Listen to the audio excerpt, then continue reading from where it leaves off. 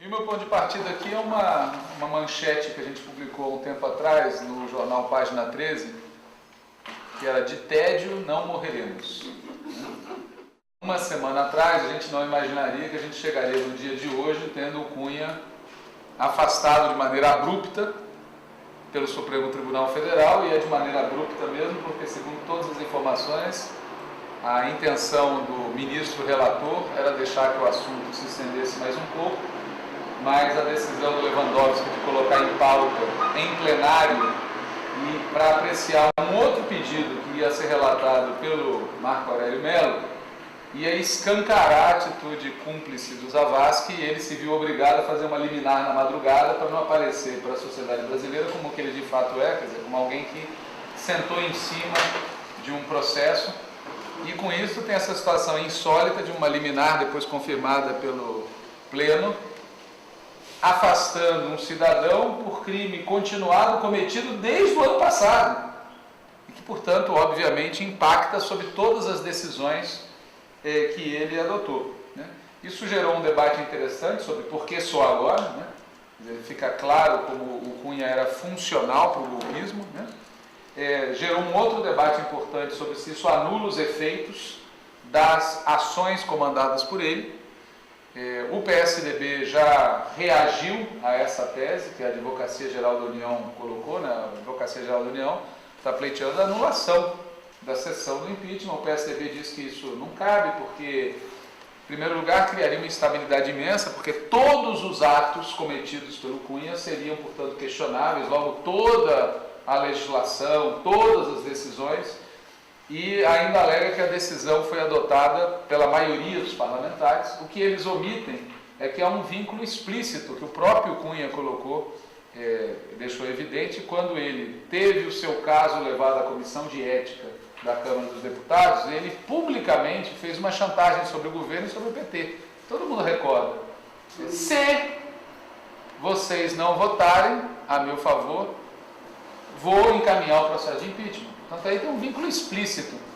Não dá para desvincular esse ato criminoso, os efeitos que ele teve, e desconsiderar isso agora. E ainda há uma outra discussão interessante que é sobre os demais, né? O substituto dele na presidência da Câmara, substituto temporário, né, o vice dele, que aliás votou contra o impeachment, também está arrolado na Operação Lava Jato. Assim como o Renan Calheiros também está citado na tal operação. Assim como o Temer também é citado. Isso tudo vai evidenciando, primeiro, que tem uma seletividade que é insustentável, né? Eles criaram todo um ambiente no país de que o governo, ou o PT, ou lideranças do PT fazem parte de uma organização criminosa, mas os fatos todos que eles vêm elencando para sustentar essa tese não dizem respeito a petistas, dizem principalmente respeito a parlamentares do PSDB, do PMDB e de partidos de direita. Portanto, essa seletividade que eles anunciam que existe um mar de corrupção, mas eles só colocam as baterias contra o PT, vai ficando cada vez mais insustentável. Eles são obrigados a ir para cima, mesmo que seja para salvar as aparências dos demais. E eu destaco essa coisa do salvar as aparências, que é óbvio que a contrapartida dessa decisão do Supremo de afastar o Cunha vai ser a tentativa de, nas próximas semanas, fazer ações mais espetaculares contra algumas lideranças importantes da esquerda. Ninguém deve imaginar que agora a justiça acordou. Isso vai ser, digamos assim, vai ser uma peça de uma operação que vai ter continuidade. E além desse tema da seletividade insustentável, tem um outro aspecto, é que esse episódio confirma uma coisa que a gente vem dizendo há bastante tempo, que a gente vive uma crise política institucional profunda no país. Veja, o Judiciário, na figura do Supremo Tribunal Federal, adotou uma atitude contra o presidente de outro poder. Independente do mérito envolvido, tem um forte choque de instituições. Tão forte que o Supremo teve que, no caso do Cunha, como naquele caso do Elcídio, de fazer uma pedalada judicial, né? Uma interpretação criativa da legislação para poder afastar do exercício sem afastar do mandato, coisa que, de fato, o Supremo, se fizesse, seria mais um atropelo. Da mesma forma, a decisão da Câmara dos Deputados de fazer o impeachment da forma como fez é também um choque institucional do Legislativo contra o Executivo. E eles alegam que na origem do pedido de impeachment tem um atropelo do Executivo contra o Legislativo. Porque eles dizem, né, que as ações que o governo Dilma fez no âmbito orçamentário desrespeitam a autoridade do Parlamento. De novo, independente do mérito, o fato é que a gente está vendo o Judiciário entrando em choque com o Legislativo entrando em choque com o Executivo, e eles alegando que o Executivo entrou em choque com o Legislativo. Tem uma crise institucional que vai muito além do simples movimento que eles estão fazendo no sentido de nos atacar, né? Do ponto de vista deles, qual é a origem dessa crise institucional, né? Do ponto de vista deles, eles só consideram como legítima a maioria que elegeu o Congresso. Eles não consideram como legítima a maioria que elegeu a presidenta Dilma Rousseff, né? O exemplo disso, eu fui atrás da fonte para citar ela exatamente. No dia 15 de outubro de 2014, o Alberto Goldman, que foi vice-governador de São Paulo, é do PSDB e foi antigo dirigente do Partido Comunista Brasileiro, numa outra era da vida dele. No dia 15 de outubro de 2014, ele disse o seguinte: a pergunta que qualquer pessoa intelectualmente honesta deve se fazer é se, com este perfil político do eleitorado, ainda que vitoriosa nas urnas, Dilma teria condições de governar o Brasil? Ou seja, Dilma teria condições de governar o Brasil com este perfil político do eleitorado? Quer dizer, pobres não têm um voto tão válido quanto ricos. É isso que ele está falando. Ele não está alegando que ela teria cometido isso ou aquilo. É o perfil político do eleitorado. E ele, passada a eleição, logo após a eleição, ainda em outubro, dia 29 ou 30, ele publica isso que eu estou citando, está no site do PSDB. É só ir lá no site do PSDB, está lá, um artigo intitulado Dilma venceu, pura ilusão numérica. Então é isso. Antes ele já avisou que com esse tipo de voto não vale. E depois, quando perderam, disseram que é ilusão numérica. Ou seja, o ponto de vista deles, resumindo, é que a maioria que nos elegeu não vale. A deles vale. E a deles está cristalizada no Congresso, que foi eleito em primeiro turno com essa composição maravilhosa que a gente teve a possibilidade de conhecer melhor nos argumentos, né, no dia 17. Do nosso ponto de vista, a recíproca é verdadeira. A gente alega que este Congresso, eleito com este sistema de financiamento privado e com esse tipo de monopólio, tem uma legitimidade muito baixa. Então, veja, tem uma crise institucional em que as partes não reconhecem a legitimidade da outra parte, em que as regras são aplicadas arbitrariamente, discricionariamente, por cada uma dos braços da institucionalidade, do ponto de vista, discricionariamente, do ponto de vista dos outros. Bom, mas isso é a raiz de uma crise institucional. Esses conflitos, eles não seriam um problema se a gente estivesse numa situação normal. Só que nós não estamos numa situação normal, né? Tem uma crise internacional, da qual não precisa falar aqui, que reduziu a demanda para os nossos produtos e, por outro lado, ampliou a oferta, porque todo mundo que vive de vender produto primário exportador está desesperado para obter mais recursos, então está produzindo mais e desovando mais produtos no momento em que, no âmbito internacional, você tem uma retração nas compras. Isso geraria, ou gera, duas possibilidades para um país como o Brasil. Ou crescer para dentro, seria o cenário chinês, tá certo? A política chinesa tem uma crise internacional, vamos voltar para o mercado interno. O problema é que a elite brasileira considera que os custos da força de trabalho são muito altos. E, portanto, eles não aceitam crescer para dentro, porque isso implicaria em fortalecer o mercado interno, aumentar o poder de compra da classe trabalhadora, significaria mudar o padrão normal do capitalismo. E é essa que é a origem da indisposição total deles em relação a nós. Eles consideram intolerável a continuidade nossa no governo, porque eles não podem, conosco no governo, ter as condições que eles consideram necessárias, ter a taxa de exploração que eles consideram necessária para essa situação que a gente está vivendo. E como nesses últimos anos o PSDB tentou 4 vezes seguidas e perdeu 4 vezes seguidas, coube ao PMDB não só cumprir um papel central nessa operação de golpe, como também formular o programa que eles implantariam ou implantarão caso tenham a oportunidade. Esse programa é a tal Ponte para o Futuro, que foi divulgado no dia 29 de outubro do ano passado, 29 de outubro de 2015, pela Fundação Ulisses Guimarães e pelo PMDB. Se vocês forem nas últimas 2 páginas da Ponte para o Futuro, que é um documento de 19 páginas, bem consistente, ou seja, expressa o ponto de vista desse setor, não apenas do PMDB, mas é uma carta do PMDB aos capitalistas brasileiros, explicando por que o Temer é confiável para assumir o governo no lugar do PT. Esse é o sentido desse Uma Ponte para o Futuro. Por isso que vale a pena ler, porque ele revela o que eles pretendem fazer em sendo vitoriosos nessa operação. E ao final, nas 2 últimas páginas, tem 12 itens, dos quais 10 são autoexplicáveis, certo? O primeiro é construir uma trajetória de equilíbrio fiscal duradouro, com superávit operacional e a redução progressiva do endividamento público. Ou seja, o ponto de partida é atender ao capital financeiro. O país vai fazer todo o esforço possível e inimaginável para garantir que o capital financeiro tenha os seus interesses protegidos. O ponto 2 é estabelecer um limite para as despesas de custeio inferior ao crescimento do PIB. Ou seja, o país tem que crescer mais do que os investimentos sociais.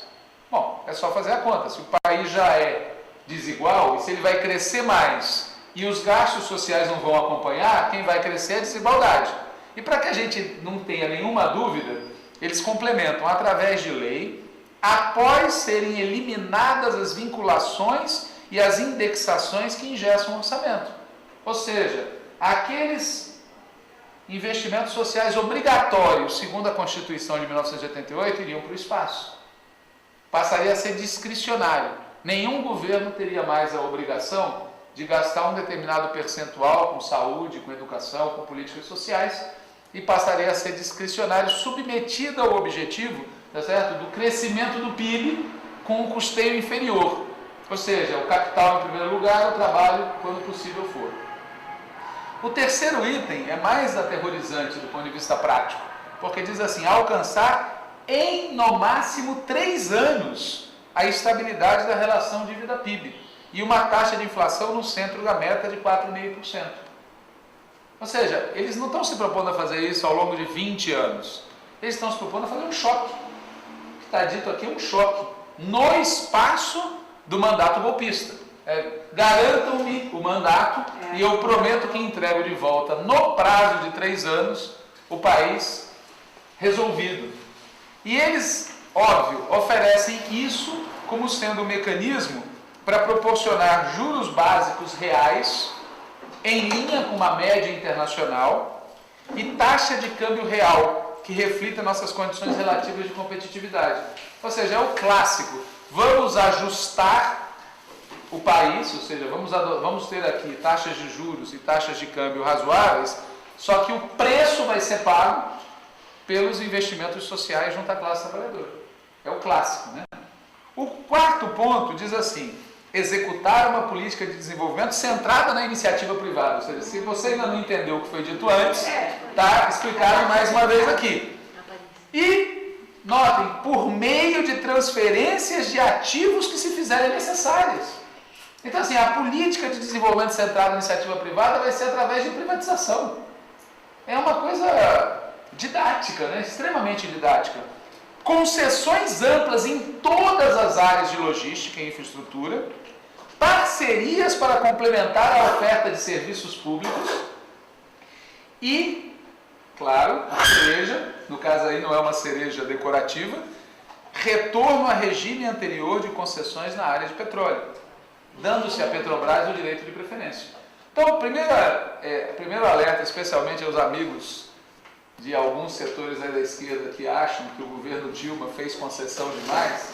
Está claro aqui que todas as que foram feitas, e foram muitas, e foram erradas, estão longe de serem aquilo que o lado de lá deseja. Tá certo?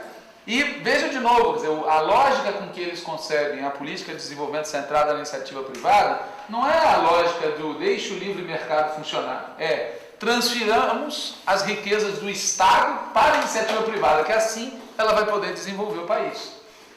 E, de novo, né, para quem não entendeu o que ainda resta transferir, tem lá o regime de partilha, no caso da Petrobras, para deixar claro qual é a joia da coroa. Né?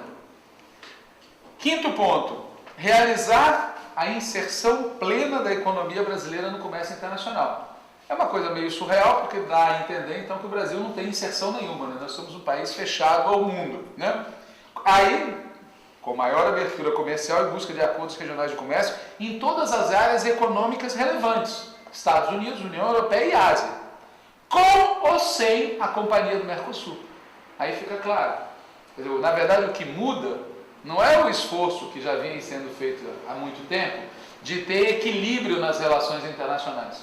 O que muda é que o país deixaria de ter uma relação de prioridade com a área onde nós estamos, com os nossos vizinhos. Né?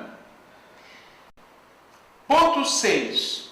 Promover, aí também para os que não entenderam ainda o jogo, promover legislação para garantir o melhor nível possível de governança corporativa às empresas estatais e às agências reguladoras, que é o projeto já debatido e votado no Senado, que transforma de fato as estatais em empresas privadas ou semi-privadas, que vão ter regras de funcionamento que não estarão mais sob gestão do governo. É uma radicalização da política neoliberal. Ponto 7. Reformar amplamente o processo de elaboração e execução do orçamento público, tornando o gasto mais transparente, responsável e eficiente. Puro blá blá blá, né? Porque isto, tudo que foi posto antes, significa simplesmente que o orçamento público está em função disto que foi descrito aqui, uma vez que todo o resto deixa de ser vinculação obrigatória. Ponto 8. Estabelecer uma agenda de transparência e de avaliação de políticas públicas. O Brasil gasta muito com políticas públicas com resultados piores do que a maioria dos países relevantes. Na verdade, a história é o oposto, né? O Brasil gasta pouco com políticas públicas, ainda que possa, sim, além de gastar muito mais, gastar com muito mais eficiência.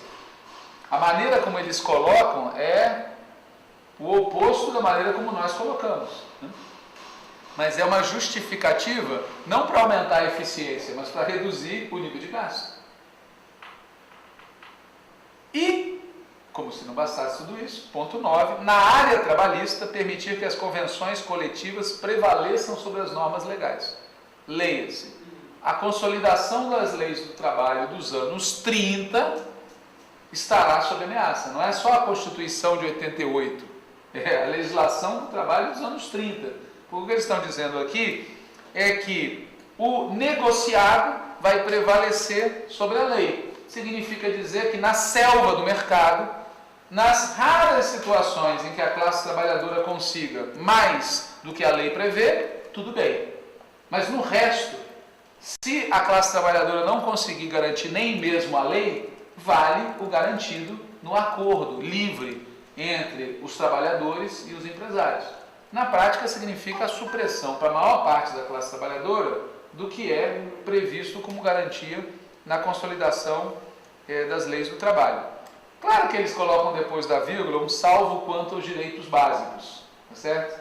Mas já há declarações claras e conhecidas de todos nós de como eles vão abordar o tema do salário mínimo, do direito a férias, do direito a folgas e horário, intervalo para almoço. Tem aquele imbecil que disse que, bom, por que não comer ao lado da máquina, tá certo? Então, assim, o estado de ânimo dos caras vai muito além disso, né? Ponto 10.